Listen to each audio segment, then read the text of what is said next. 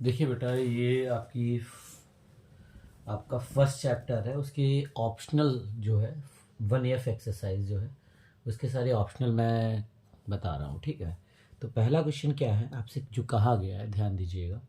पहला क्वेश्चन है धन पूर्णांक 6a+5 के ठीक पहले आने वाला पूर्णांक। अगर ठीक पहले आने वाला पूर्णांक पूछे, ठीक पहले आने वाला पूर्णांक पूछे, पहले आने वाला पूर्णांक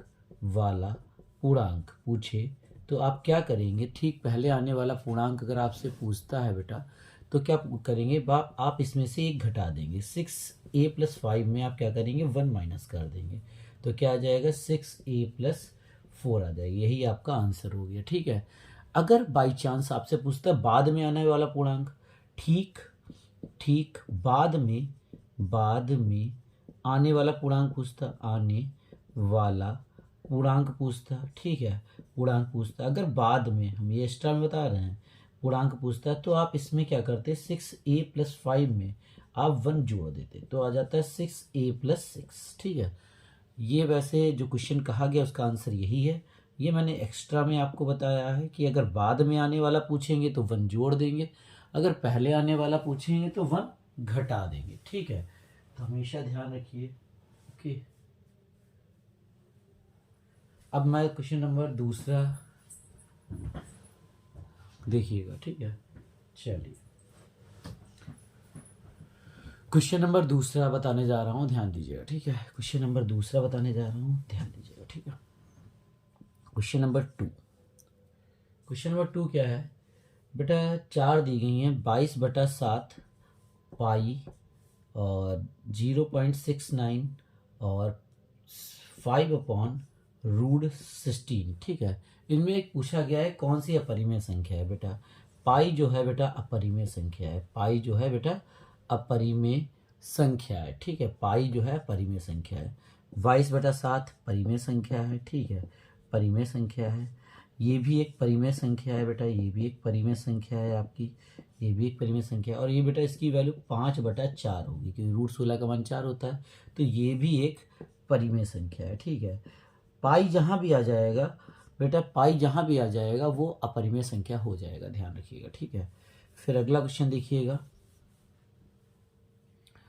क्वेश्चन नंबर 3 की बात करते हैं, ठीक है। क्वेश्चन नंबर 3 हम लोग देखने जा रहे हैं, ध्यान दीजिएगा। तीसरा क्या है? 4√3 क्या है बेटा? ये एक अपरिमेय संख्या है। तीसरे क्वेश्चन में 4√3 अपरिमेय संख्या है। क्या है बेटा?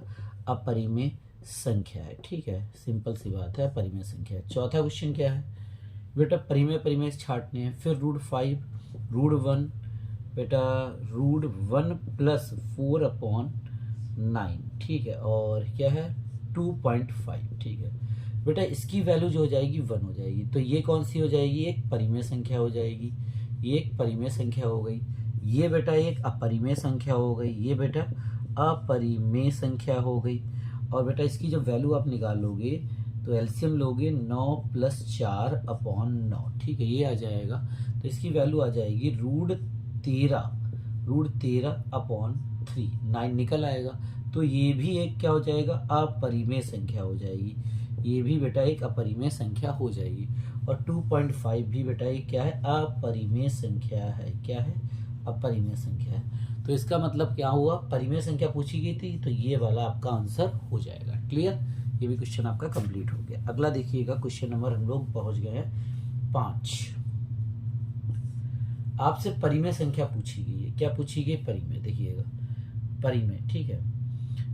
2.732416 ... ये दी गई है। फिर दी गई है 2.737373, इसमें डॉट नहीं है, √7। फिर दिया गया है बेटा 0.9, ये दिया गया, ठीक है। अब देखिएगा रूट के अंदर 0.9। बेटा एक बात ध्यान रखिएगा, इसमें परिमेय संख्या पूछी। देखिए ये तो कंफर्म अपरिमेय संख्या है, ये अपरिमेय है, ठीक है, क्योंकि ये रूट से बाहर नहीं निकल पाएगी, क्योंकि जो संख्या रूट से बाहर नहीं निकल सकती वो अपरिमेय। ये भी रूट से बाहर नहीं, क्योंकि इसकी वैल्यू √9/10 होगी, ना 9 निकल सकता है ना 10 निकल सकता है। ये भी अपरिमेय संख्या है, ये भी अपरिमेय संख्या है, ठीक है। और बेटा जो संख्या डॉट डॉट में हो और उनमें एक सिमिलरिटीज ना चले। देखिए 7 आया, 3 आया, 2 आया, 4 आया, 1 आया, 6 आया, इसके बाद आप बता नहीं सकते क्या कोई रिपीटेशन रिपीट नहीं हो रहा है, तो ऐसी संख्याओं को भी आप अपरिमेय संख्या कहते हैं। क्या कहते हैं? अपरिमेय संख्या कहते हैं। ठीक है, मतलब रिपीटेशन नहीं पता चले, डॉट डॉट लगा हुआ हो। ठीक है, ये एक प्योर परिमेय संख्या है क्योंकि इसमें डॉट डॉट भी नहीं लगा है, और ये क्या है बेटा? एक परिमेय संख्या है। क्या है?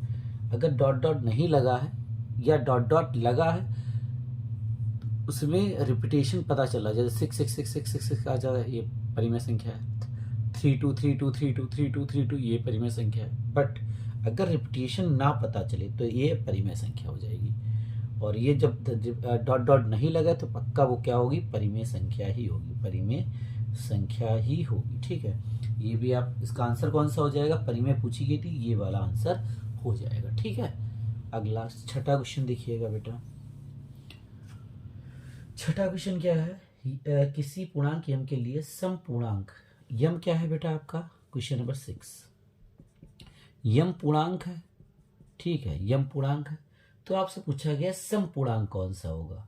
देखिए यम पूर्णांक है तो सम पूर्णांक हमेशा 2m होगा। ये क्या होगा? ये एक सम पूर्णांक होगा। क्या होगा? सम पूर्णांक होगा, ये बात ध्यान रखिएगा। ठीक है, और अगर ये कह दिया जाए ये एक प्योर सम पूर्णांक है, क्योंकि यम अगर पूर्णांक है तो पक्का 2m निकालने पे हमेशा एक सम पूर्णांक ही आएगा, इसका आंसर 2m हो जाएगा। ठीक है, ये बात ध्यान रखिएगा। क्वेश्चन नंबर उसके बाद 7 क्या कह रहा है? 7 समझिए। 7 देखिएगा, Q एक पूर्णांक है। Q क्या है? एक पूर्णांक है आपका। Q एक पूर्णांक है, तो विषम पूर्णांक पूछा गया है। तो विषम पूर्णांक इसका प्योर जो बनेगा या तो 2Q + 1 बनेगा या 2Q - 1 बनेगा। ये दोनों हो सकते हैं, मगर प्योर ज़्यादा सही रूप में यही है। ये ज़्यादा सही है, ये इतना सही नहीं है। अगर ऑप्शन में ये दोनों दिए जाए तो यही टिक करिएगा, प्लस वाला। ठीक है, अगर Q क्या है? एक पूर्णांक है। अगर आपसे पूछा जाए इसमें विषम पूर्णांक क्या होगा? विषम पूर्णांक हमेशा 2Q + 1 होगा या 2Q - 1। ठीक है, और भी हो सकते हैं, भी ध्यान रखिएगा, बट ये दोनों ज़्यादा सही है। ठीक है, इनमें इन दोनों में ये ज़्यादा सही है।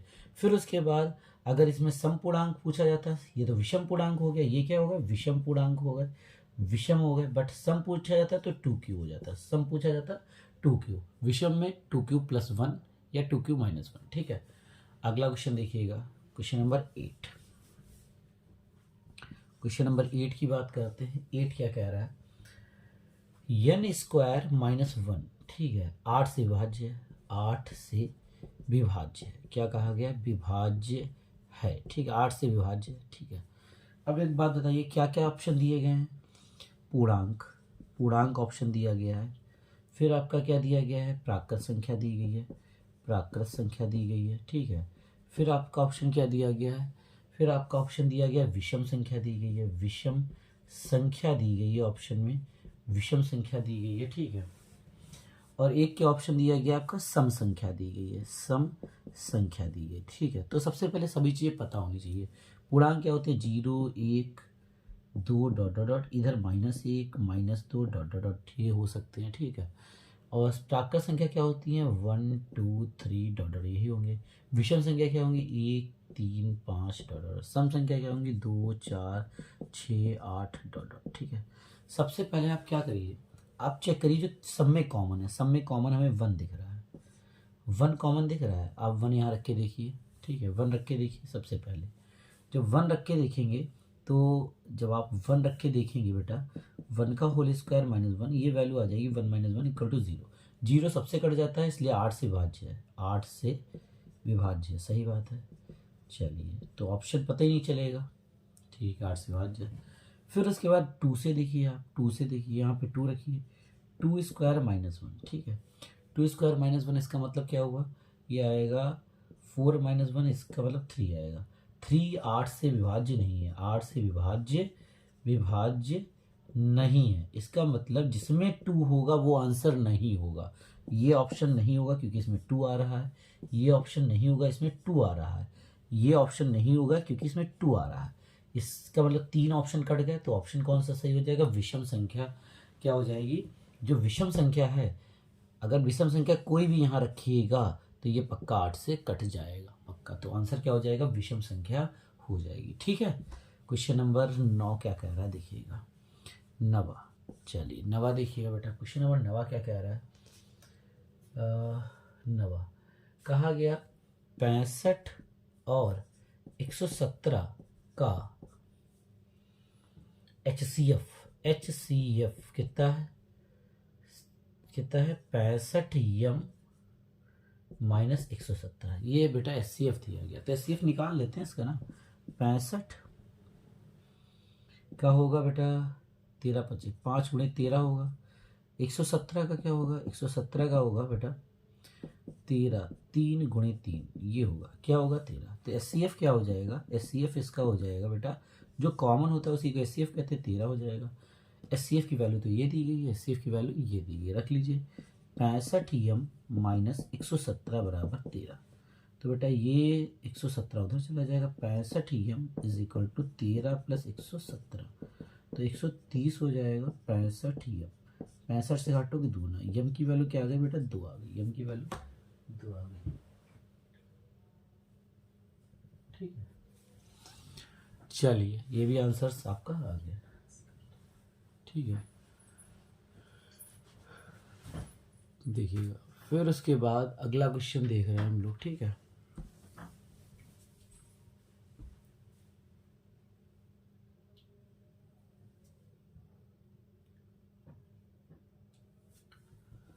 चलिए अगला क्वेश्चन देखते हैं।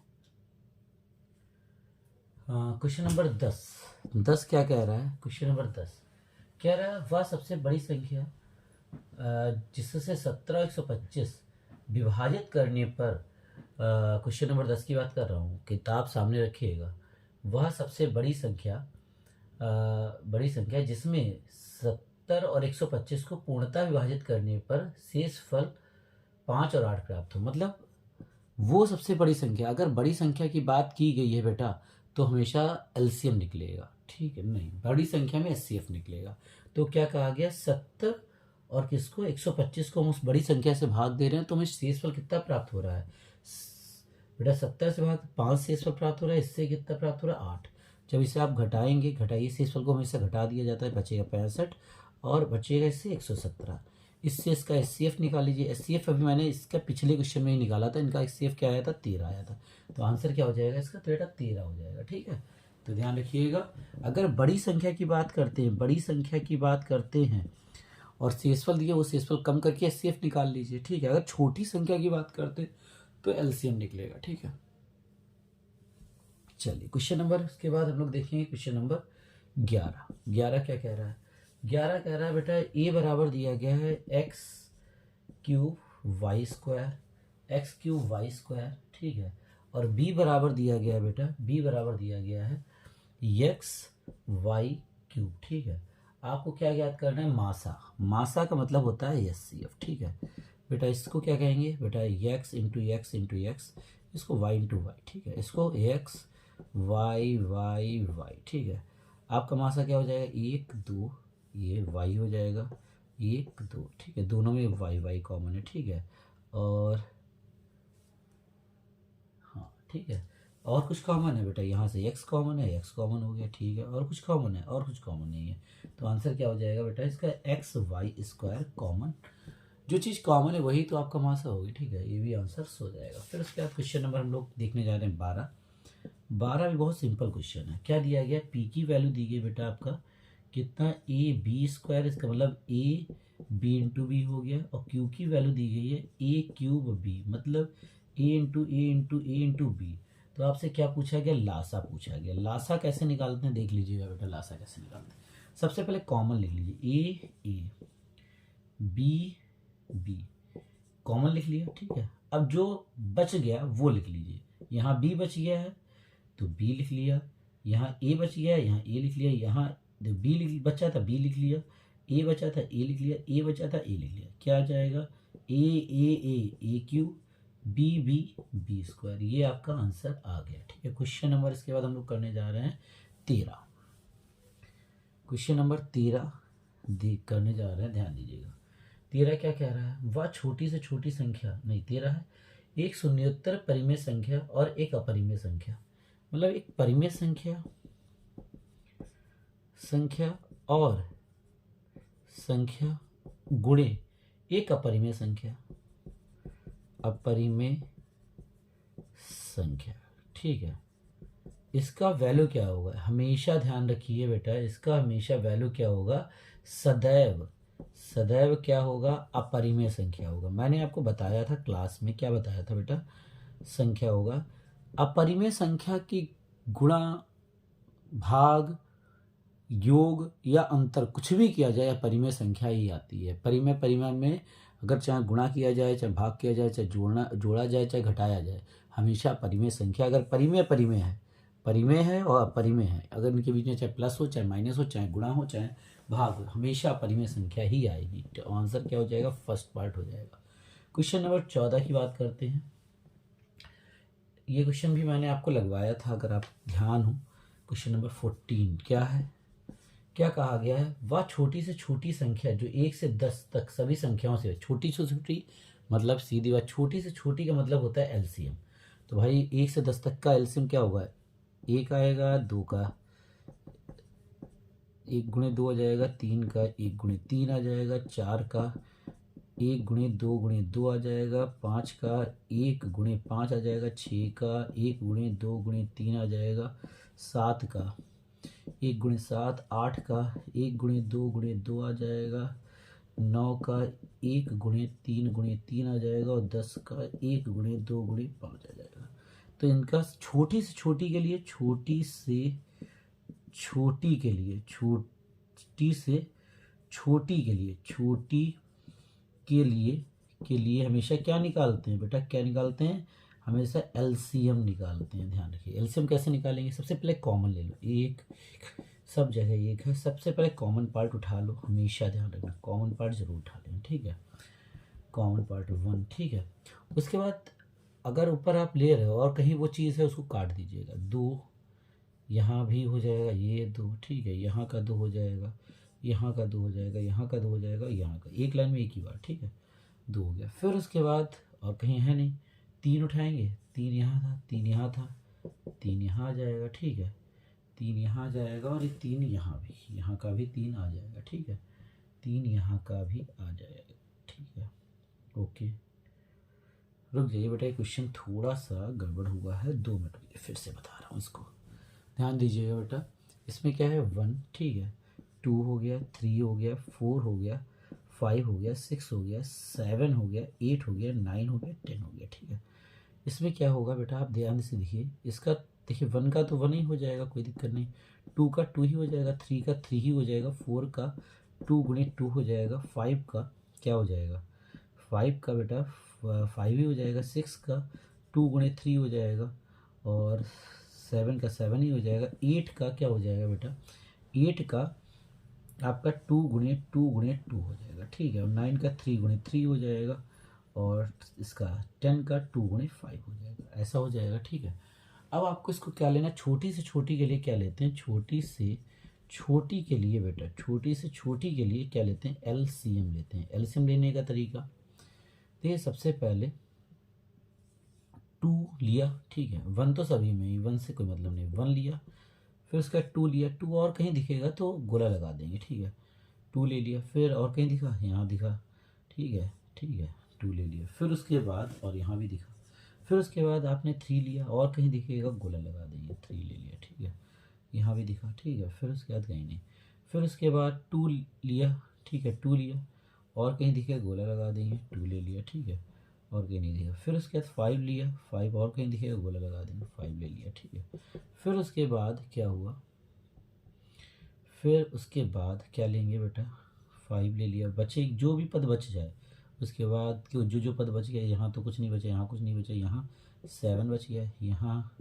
7, यहाँ 2 बच गया, 2 ले लिया, फिर यहाँ 3 बच गया, 3 ले लिया, बस और कुछ नहीं बचा। मल्टीप्लाई करिएगा, मल्टीप्लाई करिए, 2 3 6, 6 दूनी 12, 12 पंचे 60, 60 और 60, 60 के बाद आएगा 60 की 6 से गुणा 360, 360 की जब 7 से गुणा करोगे, 0 7 छंग 42, ठीक है, 7 छंग 42 का 2 हो जाएगा, ठीक है, 4 हासिल, 7 या 21 4 25, ठीक है, क्या आएगा तुम्हारा आंसर 2520 आ जाएगा। ठीक है, पहले भी सही था, थोड़ा सा एक डाउट था इसीलिए डाल दिया था। ठीक है, क्वेश्चन नंबर लास्ट 15 देखेंगे हम लोग।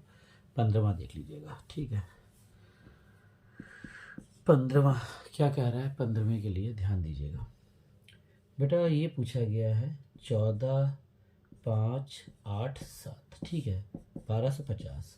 इसमें पूछा गया किन दशमलव स्थानों के बाद समाप्त होगा, कितने मतलब दशमलव स्थान के बाद समाप्त होगा। इसका मतलब इसमें कितने दशमलव आएंगे ये पूछा गया है। आंसर इसे अगर सॉल्व किया जाए दशमलव कितने स्थान तक आएंगे, तो बस सीधे आप चक्कर में पड़िए, इसके फैक्टर कर लीजिए नीचे वाले के 1250 के।